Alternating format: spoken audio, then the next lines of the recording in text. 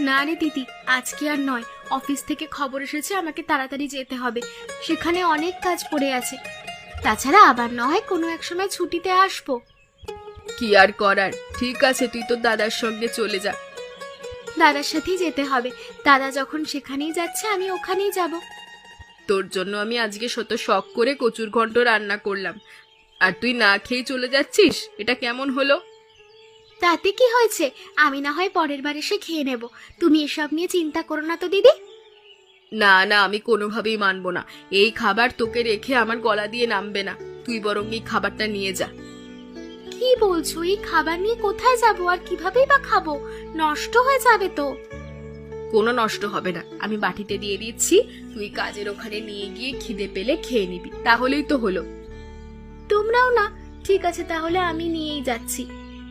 আচ্ছা বেশ, আমি দিয়ে দিচ্ছি। আর শোন, আবার কবে আসবি আমাদের বাড়িতে? জানি না আবার কবে আসবো, অথবা আদৌ এই বাড়িতে আসবো কিনা সেটাই চিন্তার বিষয়।